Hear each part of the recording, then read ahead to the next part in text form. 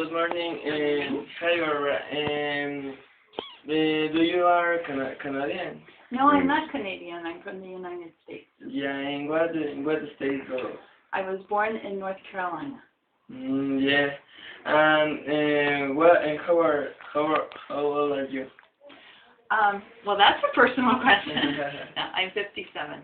57. Yes. And do you have children?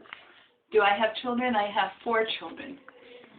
Long before you were born, there was a famous movie called Yours, Mine, and Ours about 2 families that merged Yes. to form one big family. That's my family. I have 1 daughter from a first marriage. My husband had 2 children from a first marriage, and together we had 1 child. So together we have 4. Yes. Yes. And the pairs married and when was the first one? Well, it was back in the 1970s, and my first husband was Ecuadorian, and my second husband is also Ecuadorian. Yeah. And do you miss your child or are in One lives in Canada, Yeah. 2 live in Quito, 1 lives 5 minutes away from my house, and the other one lives about 30 minutes away, and the 4th one lives in New Orleans in the United States.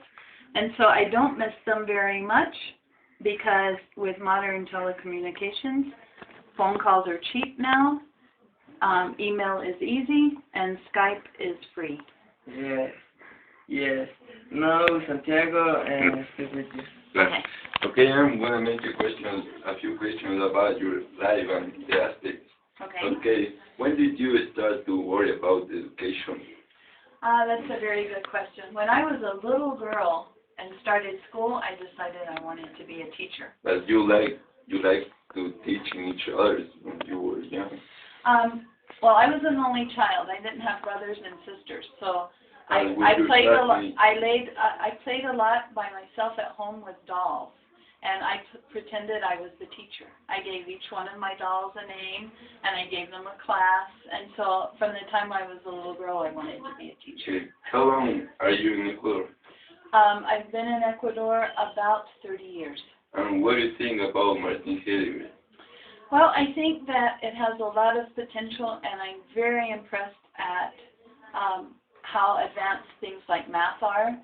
I think we need to work a lot on our English program still. We have a problem because we have large classes, and in each class we have some people that don't know much English and some people that know a lot of English. So I think we have to find a way to divide the classes and improve that.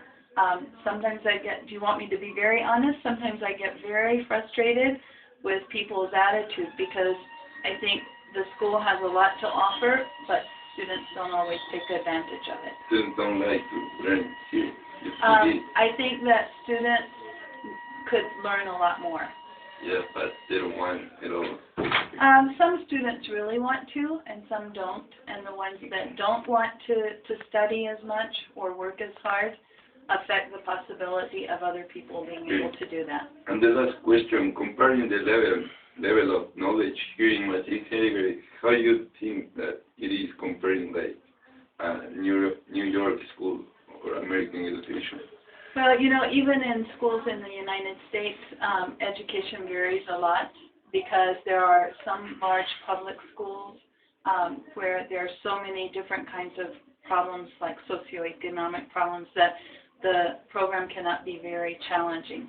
And if you compare the Heidegger to one of those, the Heidegger is very superior, yes, because a lot of kids in the States graduate with just general math, and all of you take like algebra, trigonometry, calculus. Obviously, English is going to be better in the United States, but I think that in general, at a big private school or even a small private school with a lot of money in the States, they may have a bigger variety of subjects, and they probably have many more resources, like a better library, better computers, and things like that. But I think that you guys are lucky to have some very intelligent teachers that have a lot to teach. Yeah. Okay, that's all. Thank you very much. You're welcome. Thank you.